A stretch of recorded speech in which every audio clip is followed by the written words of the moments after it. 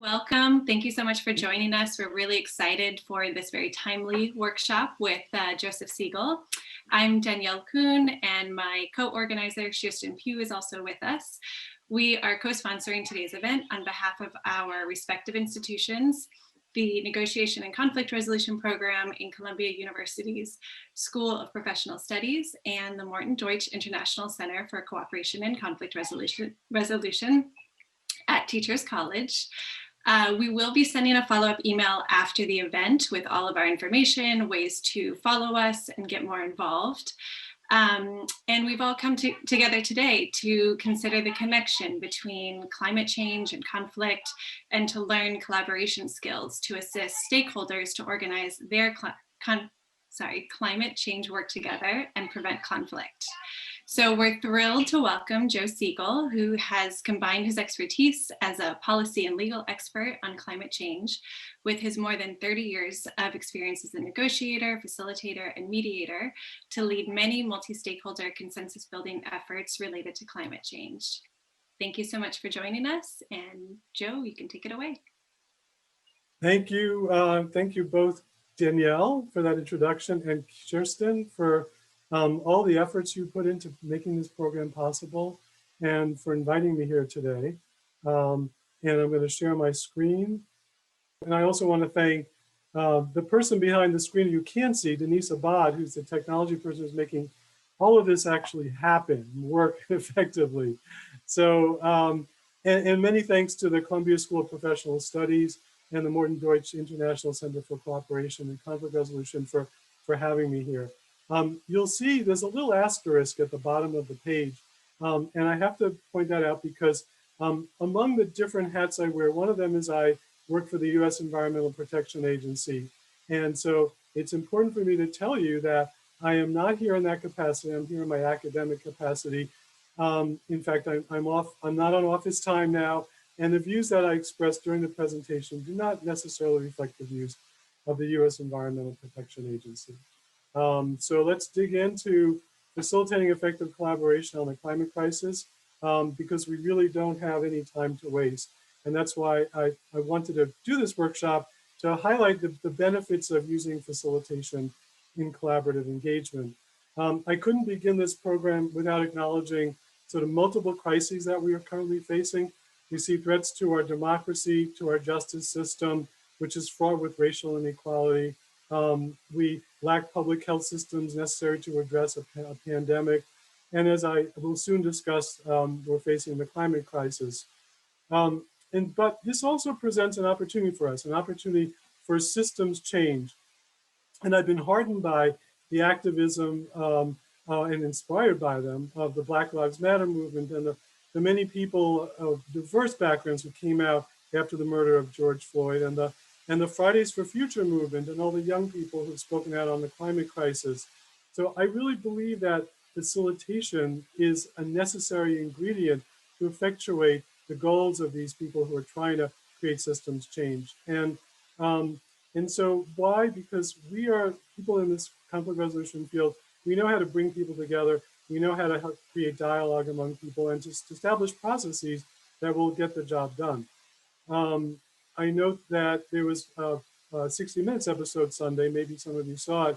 President Obama spoke and he was asked about, what do we need to do to deal with the situation we find ourselves in today on the democracy? And he said, we need to work at the local level to rebuild social trust that's necessary for democracy. And I think that one thing I've learned is that people in the conflict resolution community know how to build social trust.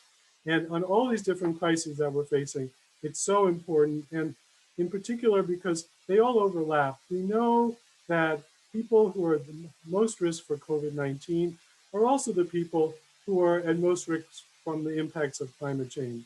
And so hopefully, as we move forward on addressing the climate crisis, we'll do so in a way that's inclusive and builds equity and inclusion. So I want to start off by helping everyone learn a little bit about one another, not just for me to learn about you, but you to learn about each other. So Denise, if you could bring up the poll, there's 3 questions I'm going to ask you to answer. Which best describes your current sector or work? is climate change one of your primary areas of work or study? And which best describes your involvement in conflict prevention and resolution? So take a minute to fill out that poll. Okay. So it looks like a lot of you are from academia and from nonprofits, some of you from government and the private sector, and about roughly evenly split between people who are working on climate change, a few more who aren't. And then in terms of your involvement in conflict prevention and resolution, most of you have some involvement. You're either studying it or you teach it. Many of you are mediators or facilitators. And some of you are working in the environmental space on conflict prevention and resolution. And just a few of you are working on in climate-related conflict prevention and resolution. So we have a really nice mix of different backgrounds here. And thank you for providing that information. So just quickly, our agenda. First, we'll do some introductory material on climate change and conflict and the connection. Then we'll have a breakout session where you can talk with one another, and we'll bring some feedback back to the big group. And then I'll provide some information on sort of positive developments on the linkage between climate change and conflict. And then talk about some specific process and facilitation issues that we find ourselves in when we're addressing climate change in collaborative planning. Then we're going to do a breakout session on local climate change planning, and then follow up by discussion and finally wrap up. So just quickly to sort of set the framework for this, I believe that there's two ways to think about conflict and the climate crisis. First is that there are actions that we can take to minimize the impacts of climate change. And so in the facilitation community, we need to be assisting groups that are trying to address climate change and avoid conflict in those negotiations to address climate change. And then on the other side is, we know we're already seeing impacts from climate change, so we have to take actions to resolve those conflicts. This is a report by the Intergovernmental Panel on Climate Change, the leading scientific international body on climate change. They issued a report called the 1.5 degree report, which compares a world that warms 1.5 degrees above pre-industrial instead of 2 degrees, that we're hoping to get to only 1.5 degrees.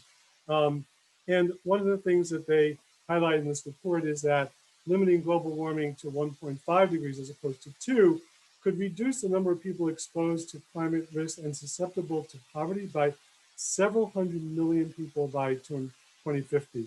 So there's enormous potential here, but there's also enormous suffering and death that may occur if we don't try to get down to as low a degree increase as possible. And by the way, this is the gloom and doom part of the presentation, so I apologize in advance. Some of this is these facts are a little bit hard to digest.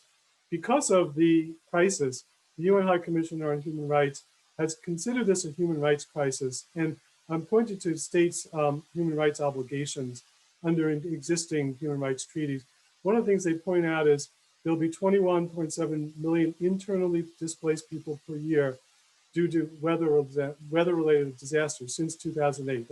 So looking back, that's what we've seen.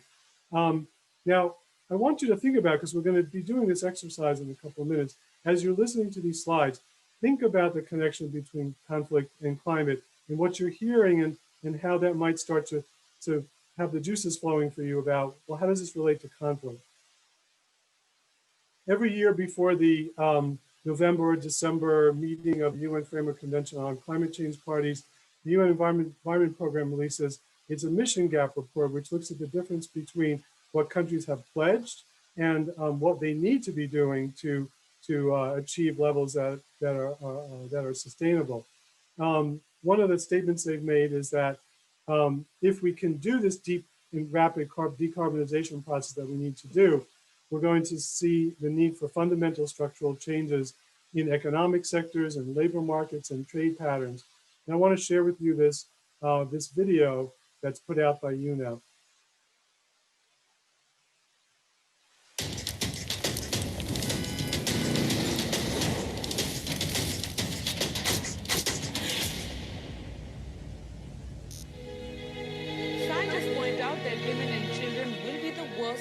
fight climate change, despite this view that they are necessary. And we fool ourselves if we think we can fool nature, because nature always strikes back. The eyes of all future generations are upon you.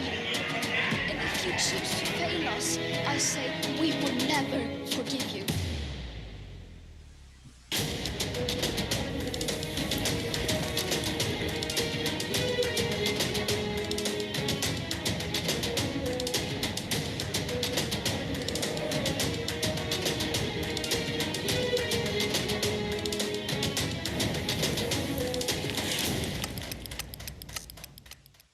That's a very sobering clip, one that I always have to take a deep breath after.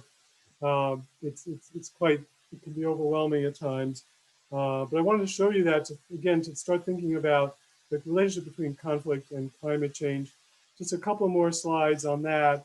There was a report by the IPCC, the Intergovernmental Panel on Climate Change, that identified the sectors that will be impacted by climate change. You can see how vast they are. Pretty much everything in our society will be affected by impacts from climate change. And there's often cascading effects. So for example, if you have a power plant that's taken out by a storm surge along the coast, then somebody in their home who is dependent on oxygen won't be able to get that oxygen because their electricity is down. Or if that storm surge takes out a road, then the transportation system is affected, and maybe the emergency vehicles that need to get to the energy to the power plant to repair it aren't going to be able to get there. So we need to be thinking in a very holistic way as we address the impacts of climate change. Going now domestically, this is a report from the fourth National Climate Assessment that's put out by 13 federal agencies under the US Global Change Research Act. They've issued 4 reports since 2000. This is the most recent. And they talk about climate change is going to exacerbate economic inequality and stress ecosystems. And they also point to the fact that the people who are already most vulnerable, like low income and marginalized communities, these are the people who have the least capacity to prepare for and respond to climate related events. So we need to be particularly mindful of these people. And by the way, this is not just domestically, this is also on the international level. It's the countries that have the least capacity and are low income. Those are the ones that we need to be most concerned about. So having seen all of this, I would like to ask you to think about what comes to mind when you think about climate and conflict. And we're going to do a word cloud exercise now, where I'd like you to put in a word or phrase that comes to mind when you think about climate change and conflict. So let me open that up. Okay, so here's the question, and you'll see at the top of your screen, you take your cell phone, you'll need your cell phone for this, and go to www.menti.com. And when you get there, you'll put in this code that's up there, 8219-300, and then you'll be prompted to put in words related to this question. And you can put in a word or a short phrase, and then we'll start to see the words populate. Here we go, we're starting to see the words come in. And pay attention to these words that you didn't put up there. See the commonalities. See what surprises you. See what you didn't think about before.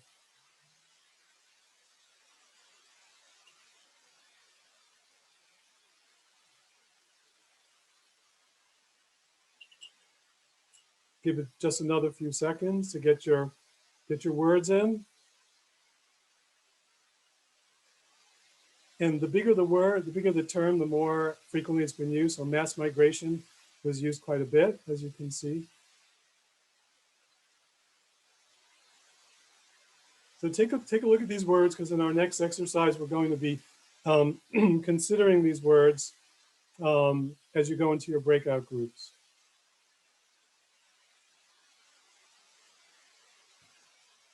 All right, so we're going to exit this poll. Thank you very much for participating in the poll. I want to just share with you some supporting documentation and efforts, some of which are very positive and exciting related to the connection, and then move into some specifics about the facilitation process that's unique to climate change. First is this document put out by the World Bank, Pathways for Peace, and they conclude that there's strong evidence that climate change is a threat multiplier, particularly in fragile states, which ends up resulting in conflict because of food insecurity, economic shocks, and migration. Some of the things that you put in the word cloud and no doubt discussed. But on the positive side, mediation and conflict resolution can play an important role to avoid that violence. So this is a report on the right put out by Climate Diplomacy, which is something that's part of the German Federal Foreign Office and some other stakeholders.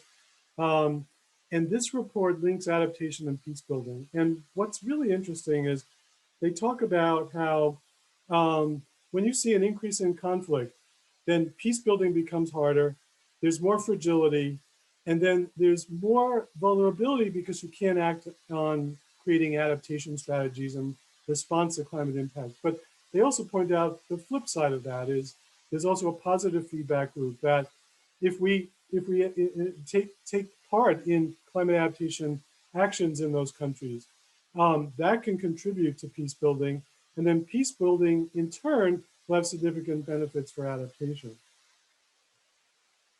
I'm sure you all heard of the Paris Agreement, which entered into force November 4th of 2016. One of the elements of the Paris Agreement is that countries are supposed to submit what's called their nationally determined contributions, which indicates how much they're willing to reduce greenhouse gas emissions. And then also they're encouraged to include in their nationally determined contribution how they're going to address adaptation. So the government of Indonesia included this language, just take a quick look at it, in its nationally determined contribution. And so what they're saying is, we are going to build social resilience as part of our adaptation strategies through conflict prevention and resolution. This is, I think, the only country that's done this, but it's a model for others. It's a very exciting development. One of the things that the Paris Agreement required was that there be established something called the Paris Committee on Capacity Building. And that body, in conjunction with the UN High Commission for Human Rights, held a technical workshop on building capacity on integrating human rights into climate action. I was at that. I'm one of those little people sitting down there. And one of the things that we talked about there, and by the way, there were breakout groups on a just transition, integrating human rights into the nationally determined contributions, and indigenous peoples' rights. This workshop resulted in a report in which it was discussed. There was discussion about how decision-making processes should encourage participation of a broad spectrum of people to prevent conflict related to climate change. And we need to build capacity for effective conflict resolution with the public. So there's a growing body of evidence that shows that participation of women in conflict resolution processes contributes not only to the resolution of peace talks, but also to implementation of those peace agreements and sustainability of those peace processes. In fact, there's one study that showed a 35% increase in the probability of a peace agreement lasting 15 years when women are involved. And so there's been a lot of effort at the United Nations on gender, climate, and security. And one of the examples I want to show you on the left, or refer to, is something that took place in North Kurdistan in Sudan, in the city of Al Rahad, where pastoralists and farmers were often in conflict because of scarce resources due to climate change, droughts that led to crop failure, soil degradation, and water scarcity. Often what happened was the men had to leave to find work, and they went into Khartoum or to gold mining communities, leaving behind mostly female-headed households. So one of the projects of this peace building effort was to empower women. And what ended up happening was there was a new natural resource management subcommittee formed with women from pastoralists and farmers. And they created 2 dialogue forums, and they were facilitated by women who were trained in natural resource conflict prevention. So I think it's important to think about building capacity among women and among everybody else as well for skills at collaboration. I'm very involved in a group called Mediators Beyond Borders International. I'm part of the Climate Change Policy Project, and one of the founders talked about how every border and boundary doesn't have to be a place of conflict. It can be a unifying place, a place of connection. And so I just want to mention this effort that I'm involved in called Adaptation Without Borders, that I'm doing that through Mediators Beyond Borders International, a lot of borders in the lingo here, as well as my affiliation with Peace Law School. And what we're looking at is transboundary adaptation. And in particular, what I'm interested in, what we're exploring is how to bring together different countries, regional governments, and local communities to plan for cross-border climate impacts. So just moving into a few facilitation process issues, and then we'll come back together for some more discussion. Let me just say, most of my work has been on adaptation facilitation. Mitigation or greenhouse gas reduction is often overlapping with adaptation. But most of the work that I have experienced and what I've seen when it comes to facilitating collaborative processes has been in the zone of adaptation. So that's what I'll be talking about. And what I'm going to do now is talking about some special considerations when you're facilitating collaborative efforts on climate change. But for those of you who do environmental facilitation or other big public policy facilitation, these will look very familiar to you. It's not unique to climate change.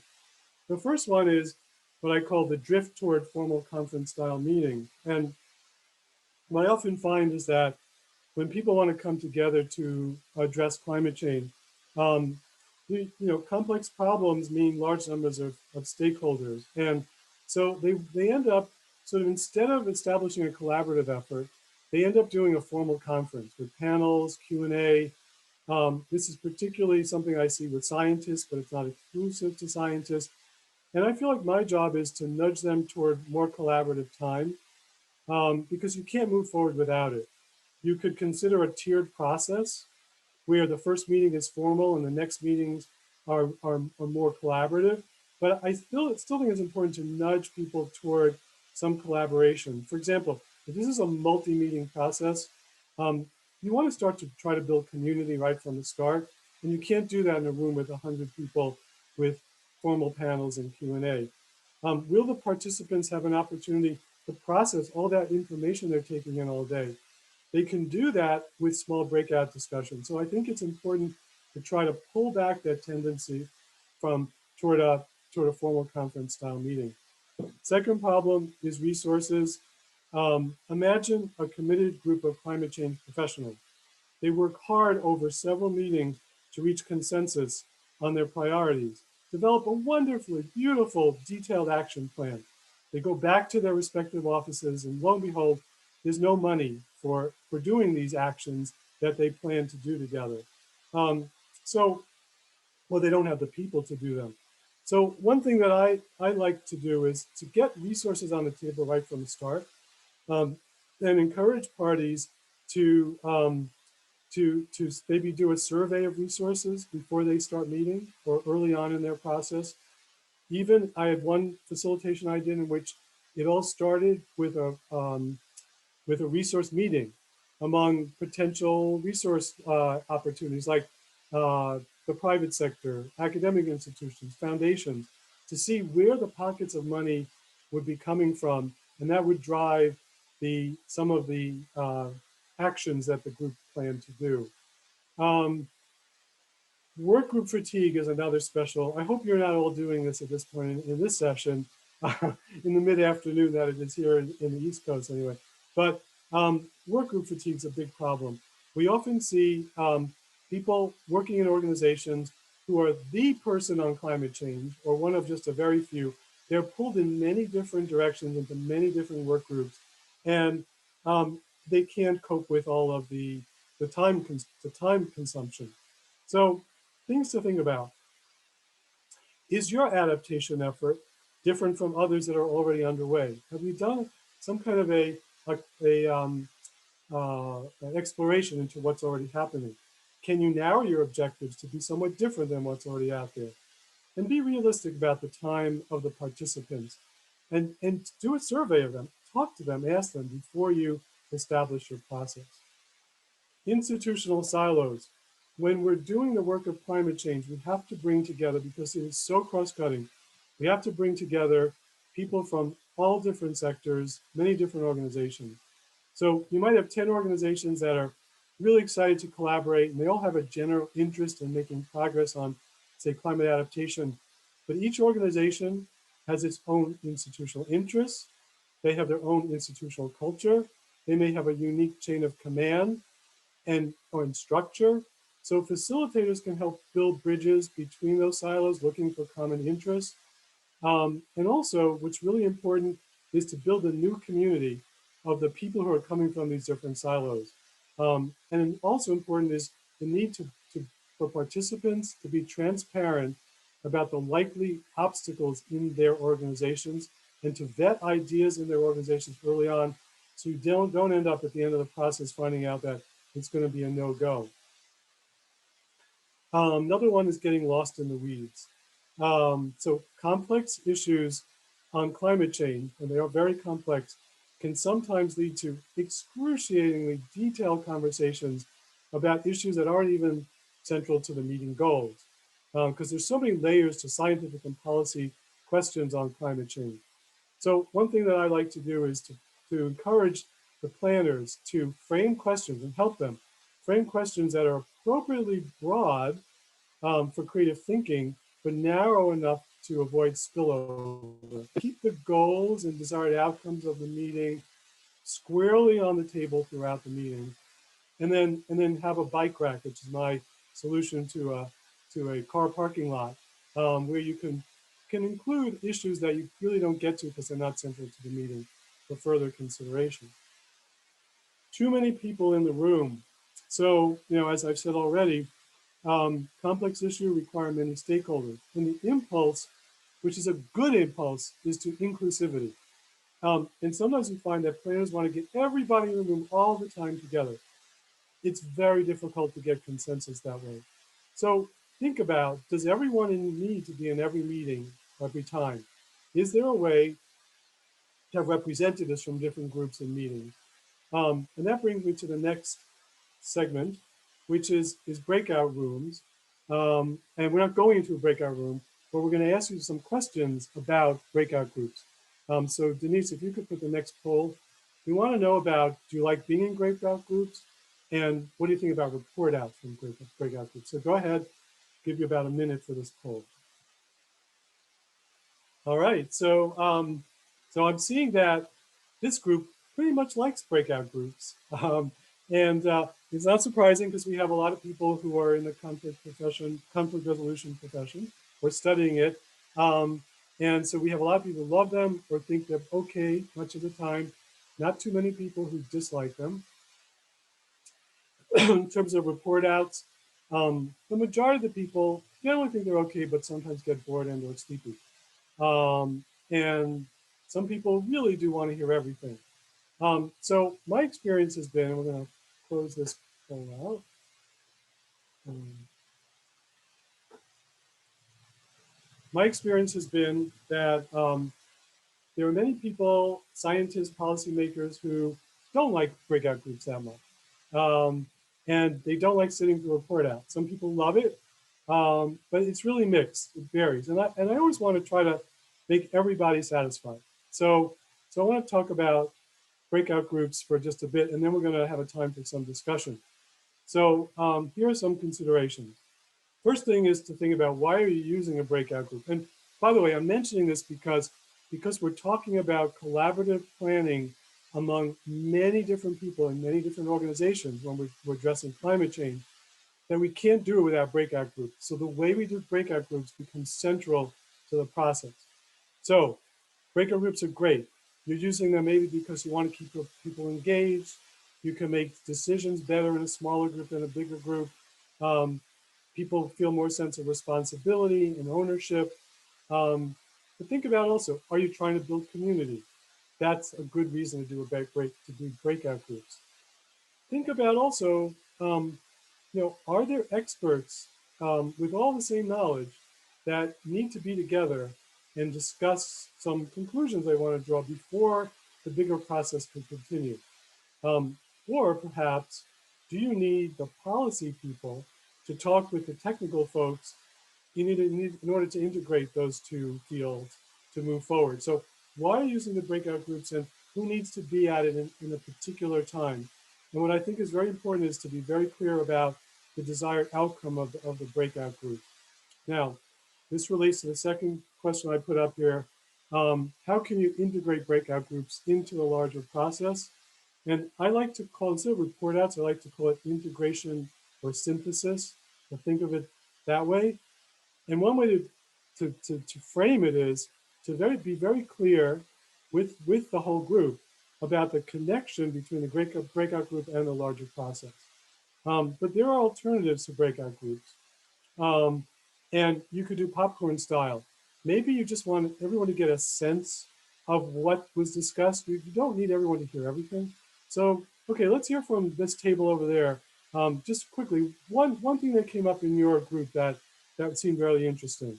And you just survey the room for a few minutes. But maybe you need a deeper understanding.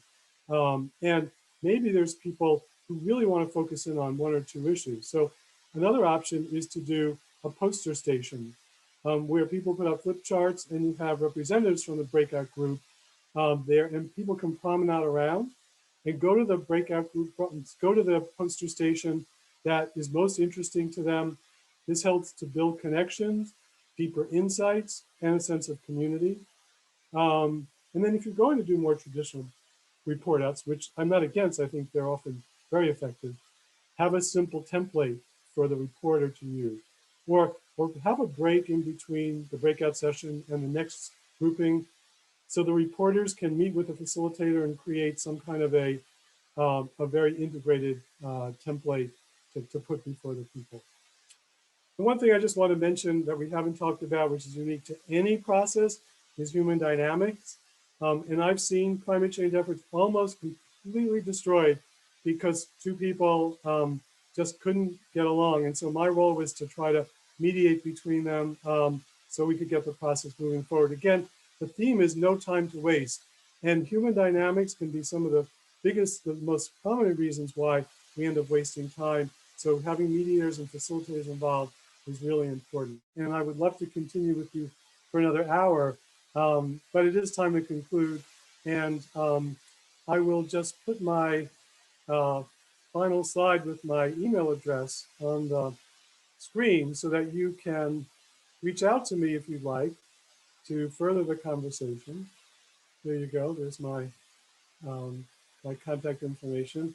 I thought about ending this with a smiley face, and I didn't, but I want to tell you why.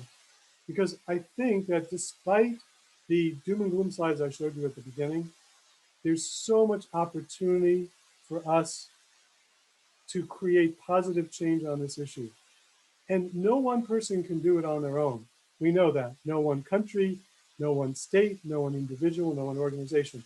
And the beauty of this problem is that it forces us to build alliances and to work together and to collaborate. And that's where the magic happens.